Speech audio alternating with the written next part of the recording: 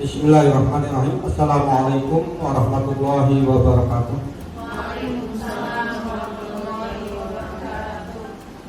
Yang terhormat Bapak dan Ibu pengurus MGMP Matematika SMP Kota Serang, Bapak dan Ibu guru matematika SMP Kota Serang yang kami hormati.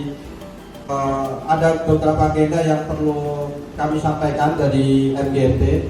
Yang pertama yaitu kegiatan penyebaran pemahaman dan pengalaman penerapan budaya positif dari rekan kita, perwakilan dari Kota Serang. Kita telah mendapatkan dua sebagai guru penggerak, yaitu Bu Ida Mariamah MPD dan Ibu Haja Om Romsi MPD. Dalam kesempatan ini, ya, beliau punya kewajiban untuk menyebarkan informasi tentang kegiatan-kegiatan yang berkaitan dalam aksi nyata dalam kegiatan calon guru penggerak ini. Mohon izin Ibu dan Bapak, saya berdiri. Bismillahirrahmanirrahim. Assalamualaikum warahmatullahi wabarakatuh. Ya, saya dan Bu Ida nanti di sini bukan bermaksud kami menggurui, yaitu tuntutan mungkin ya, tuntutan dari tugas kami salah satunya sebagai calon guru penggerak, dan tentunya memang kami juga punya keinginan untuk berbagi sedikit ilmu yang kami dapat, mudah-mudahan bermanfaat, nah, khususnya untuk kami dan umumnya buat kita semua. Modul 14 intinya berbicara tentang budaya positif. Ya, budaya positif ini kalau bisa harus menjadi budaya sekolah-sekolah yang ada di Kota Serang. Nah, seperti apa budaya positif itu?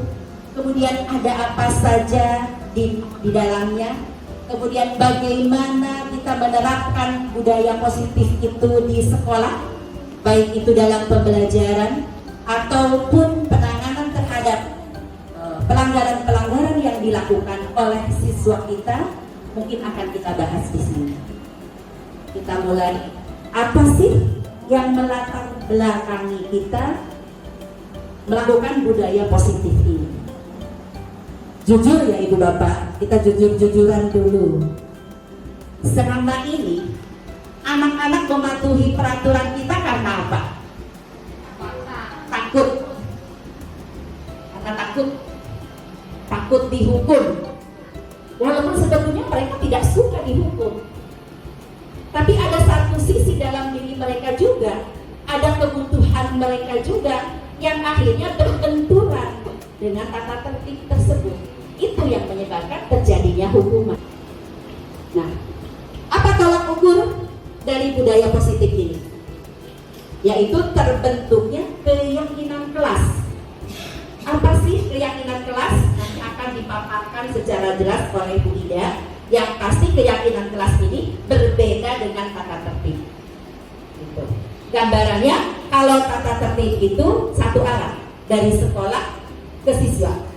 Tapi kalau keyakinan kelas, kesadaran yang dibentuk oleh siswa dan disepakati untuk dipatuhi secara bersama-sama. Jadi muncul dari diri mereka. Ya. Konsep utama dari modul budaya positif ada 7. Ya, bisa kita lihat. Pertama, perubahan paradigma belajar, kemudian disiplin positif, kebutuhan dasar manusia, motivasi perilaku manusia, posisi kontrol restitusi, keyakinan kelas, dan segitiga restitusi. Yang pertama kita lihat adanya perubahan paradigma. Tapi sekarang paradigma kita harus kita rubah. Menurut filosofi Ki Hajar Dewantara, proses pendidikan itu tidak bisa menuntut, tapi menuntun. Apa yang kita tuntun? Kita harus menebalkan kekuatan kodrat yang ada dalam diri siswa. Nah, sekarang kalau kita lihat pada saat upacara, ya. Anak disiplin, disuruh sikap, disuruh istirahat. Mereka melakukan sesuatu untuk mendapatkan kepatuhan. Itu disiplin biasa, definisi disiplin. Nah, sekarang sebagai seorang pendidik, kita harus bisa menciptakan disiplin positif. Ya, apa itu disiplin positif? Sebuah kondisi di mana anak memiliki disiplin diri. Jadi dianya punya disiplin diri. Apa maksudnya? Maksudnya mereka bisa berperilaku dengan mengacu pada nilai-nilai kebajikan universal dan memiliki motivasi intrinsik dan bukan ekstrinsik. Ada 5 dasar kebutuhan manusia, dan itu membuat orang berbuat. Kebutuhan untuk bertahan hidup, kita lihat berbagai profesi yang kita tekuni, ya, mulai dari profesi resmi, perkantoran, wira usaha, wira swasta, sampai mungkin, maaf ya, yang pemulung sekalipun, itu semata-mata untuk satu tujuan, bertahan hidup. Yang kedua, kasih sayang dan rasa diterima. Kita lanjutkan ke motivasi perilaku. Kalau tadi kan kebutuhan, nah, karena kebutuhan itu juga orang termotivasi untuk melakukan sesuatu. Karena kalau kita lihat, motivasi itu dorongan yang timbul pada diri secara sadar ataupun tidak untuk melakukan sesuatu dengan tujuan tertentu. Yang tadi yang saya sampaikan, menghindari ketidaknyamanan dan hukuman, itu dilakukan oleh sebagian besar putra-putri kita, siswa-siswa kita dalam mematuhi tata tertib. Kemudian mendapatkan imbalan atau penghargaan dari orang lain. Seperti apa dong, gitu kan, cara menangani anak-anak kita dalam upaya menanamkan disiplin positif itu. Istilahnya adalah restitusi. Nah, apa itu restitusi? Restitusi itu proses menciptakan kondisi. Jadi ada prosesnya, ya. Apa kondisi yang kita lakukan? Memperbaiki kesalahan murid sehingga mereka bisa kembali ke kelompoknya dengan karakter yang lebih kuat. Jadi ada tahapan-tahapannya restitusi itu, kemudian kalimat-kalimat pemantik apa yang harus kita berikan supaya akhirnya tergali atau termunculkan keyakinan dalam diri mereka, nanti akan dijelaskan oleh Brida. Apa ciri dari restitusi? Pertama, bukan untuk menebus kesalahan, melainkan belajar dari kesalahan. Nah, konsep disiplin dengan identitas gagal. Maksudnya di sini, kalau kita memberikan hukuman ataupun penghargaan, pada dasarnya itu dia tetap gagal. Ya, karena apa yang dia lakukan bukan muncul dari dirinya, tapi ya tadi berdasarkan motivasi untuk menghindari hukuman atau ketidaknyamanan. Gitu.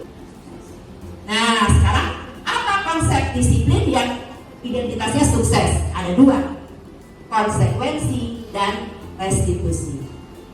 Sebetulnya kalau kita lihat, konsekuensi juga sudah bagus. Toh kita tidak menghukum. Misal ada anak tidak mengerjakan PR, hukuman kita suruh dia duduk di belakang mengerjakan dulu PR-nya, nanti dikumpulkan setelah selesai.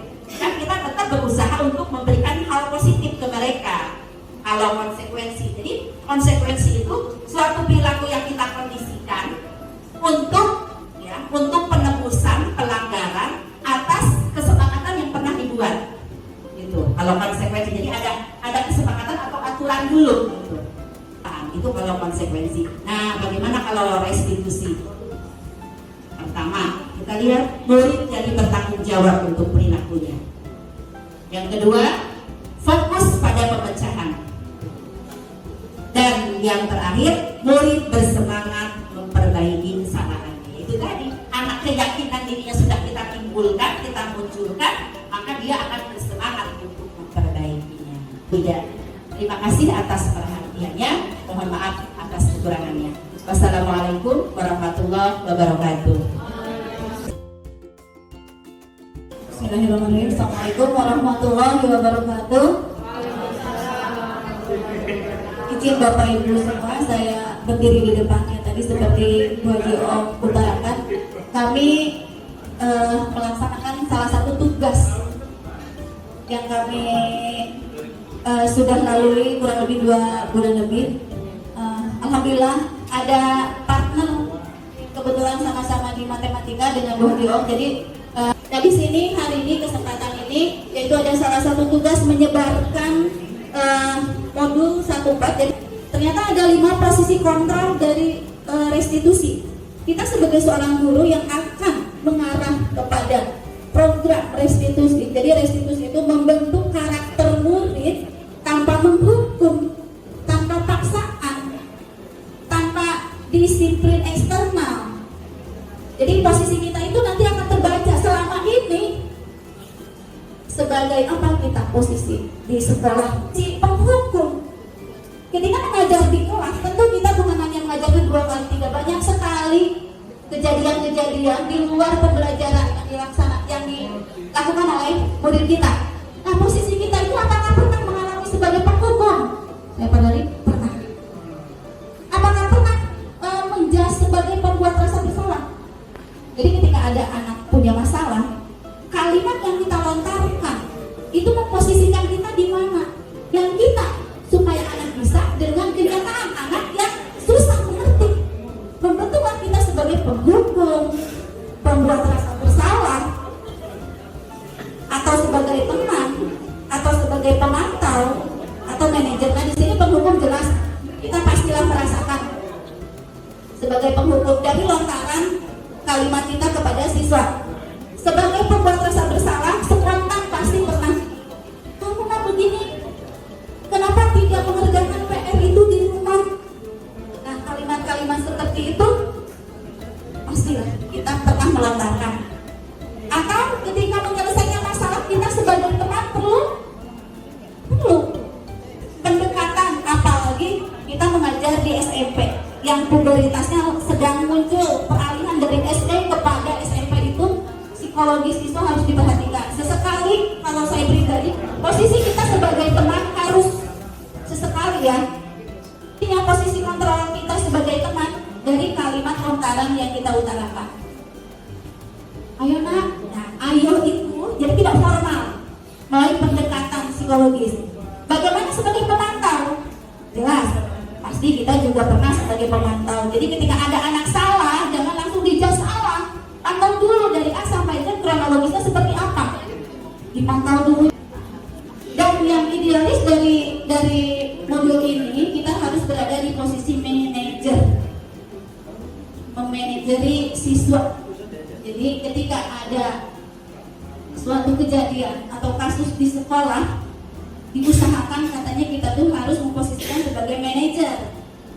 Lihat dulu kasusnya seperti apa, tanya dulu kebenarannya, dibantu mencarikan solusi, bukan menghukum. Itu gambaran sederhana dari seorang manajer. Nah, ini contoh penerapan 5 posisi kontrol. Ada kasus siswa tidak memakai atribut seragam dengan lengkap ketika mengikuti upacara bendera hari Senin. Nah, kita posisi di mana ketika kalimat yang lontarkan kita ke siswa, patuhi aturan sekolah, kamu berdiri, barisannya pisahkan, tak bersalah.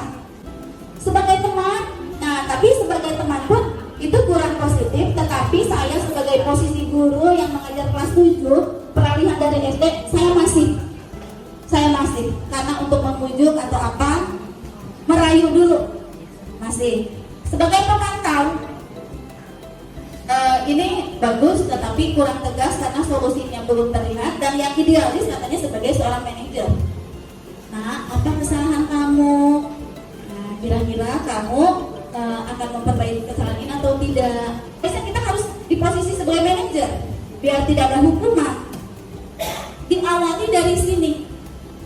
Keyakinan kelas ini pun kalimat baru, ilmu baru yang kami dapat, saya pribadi dapat di kuliahan tidak ada, di pelatihan nasional, internasional atau apapun belum saya dapatkan. Keyakinan kelas itu bahasa sederhananya kesepakatan di kelas yang harus dilaksanakan, yang boleh dilakukan dan yang tidak, dan harus dihindari. Jadi kata Bu Haji tadi, kalau peraturan atau tata tertib itu searah dari pemangku kebijakan menjas tidak membentuk karakter yang baik.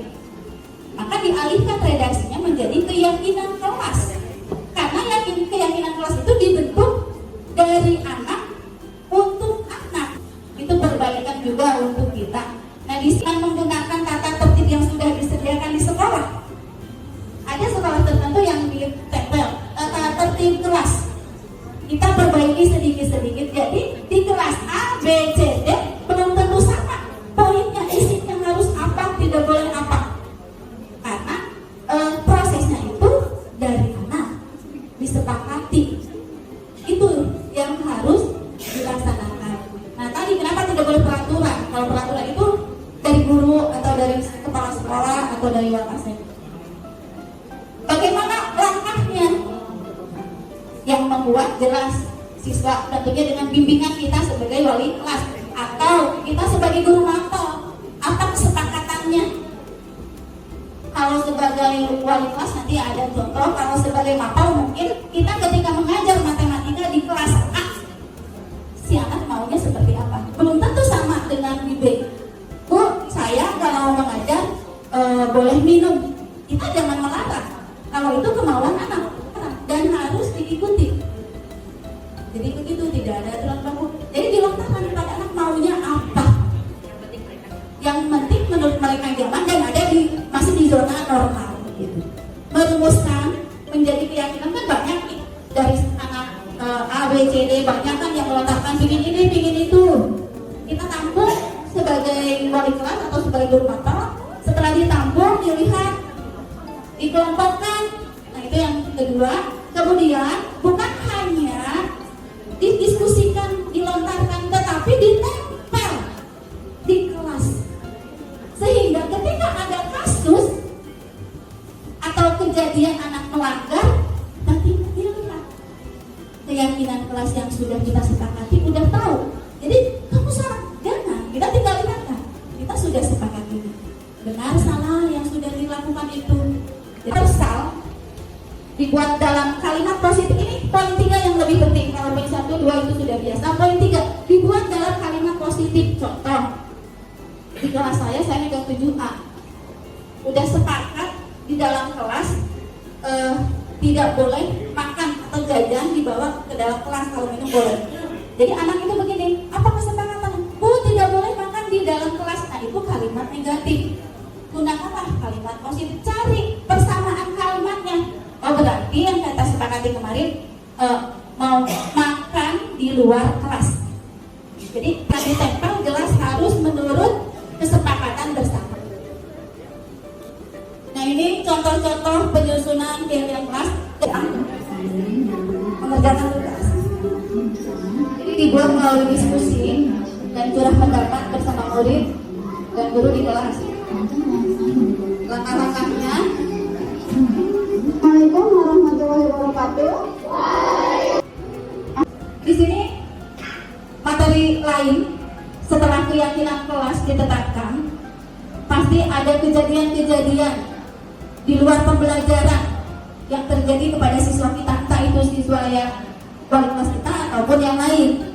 Maka ketika ada kejadian atau yang dilakukan oleh murid-murid kita, ini yang seharusnya kita sebagai guru langkahnya ini proses tahapan. Jadi ada nama istilah segitiga restitusi. Jadi cara penyelesaian masalah terhadap perilaku yang dilakukan anak, padahal mungkin anak iseng, tapi kan itu salah. Apa melanggar keyakinan yang sudah ditetapkan tadi, keyakinan kelas. Yang pertama langkahnya kita harus bisa memvalidasi tindakan yang salah. Yang kedua menstabilkan identitas. Yang ketiga menanyakan keyakinan. Jelas Bapak Ibu guru yang ada di sini kita renungkan. Ketika ada anak salah, contoh baik anak masuk kelas terlambat, guru udah menerangkan 30 menit anak masuk kelas, pasti spontan kita langsung menjas, gitu kan? Dan di depan yang lain itu pun masih kadang saya lakukan. Tapi setelah mempelajari ini sedikit-sedikit saya rubah. Contoh validasi tindakan. Kalimat yang harus kita lontarkan, apakah benar telah melakukan kesalahan ini? Jadi validasi dulu, jangan kamu salah, kamu terlambat. Tanya dulu alasannya. Ya Ya mungkin saja dia benar-benar lupa atau ada kejadian apa di rumah, kita nggak tahu sebelum berangkat ke sekolah. Terus dibalikan, bukan menyalahkan, tapi dibalikan kepada anak tersebut, yang kamu lakukan itu benar atau salah. Jadi kalimat itu yang harus dilontarkan. Jangan menghukum langsung bahwa anak tersebut salah. Dan harus ada kalimat, apakah kamu menyesal? Jadi sampai anak itu mengakui, bukan kita langsung menyimpulkan bahwa kita menyalahkan anak. Menstabilkan identitas. Nah, ini contoh penerapan segitiga restitusi.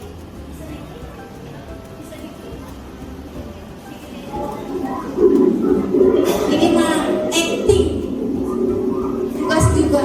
Jadi di sini ada anak yang iseng tadi ya, ngumpetin sepatu, yang mencari. Saya mana? Sepatunya di belakang. Udah deh. Iseng lagi? Jatuh. Pasti ada ya Bapak Ibu iseng. Pasti mama kajian. Mengadu. Sedang berjalan. Saya jualan dulu, saya kajian, saya tergantung. Nanti kajian akan mengambil. Proses pemanggilan juga Selamat siang, harusnya pribadi yang kami. dari mata, 4 mata aja. Kenapa ibu memanggil saya?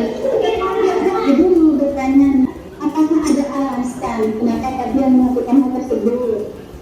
Ada bu.